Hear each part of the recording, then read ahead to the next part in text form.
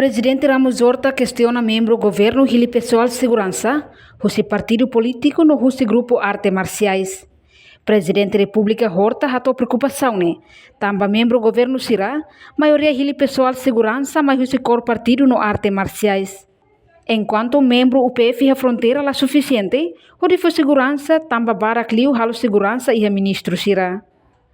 Ama ministros. Agora que quase 200 marca de segurança da ministros. E depois pior, eu estou na hora que é secretário de Estado Roma, ministro Roma. Dia lá se na comandante, lá tem esse comandante UPF, lá comandante comandante geral. A cara segurança da lei, tá se tira elementos anti partido nessa lei, ou a muito parte marcial, ou a primo, a diuca, então, em vez de primeiro o governo tem que risk assessment, threat assessment.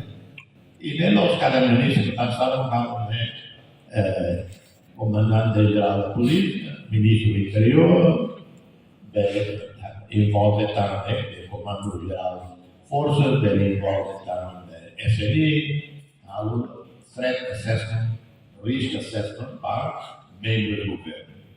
Depois uma determina a paz irá.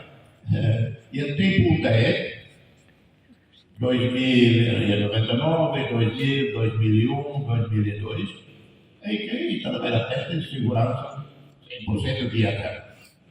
Mas no momento lá, forças australianas, pode será o threat assessment, será recomenda segurança da emanar e da Barcelona, líder nacional e da Barra.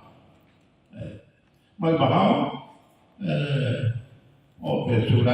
primeiro segurança brasileiro na época acompanha.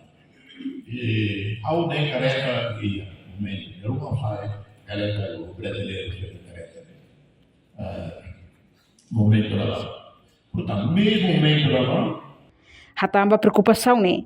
Comandante Unidade Especial Polícia, Superintendente de Polícia Damião Correa, tem colocação do Corpo de Segurança Pessoal para altas entidades, nem naran submete diretamente o órgão soberano no membro do governo será. Reportagem Melania Conceição, Televisão Timor Post. Janela Informação ba Emogoto. Atua tem informação atual dia Clio, kita haluha, haneham botão subscribe, like. Halo comentário no Fahia Tutang ba media sosial hotu.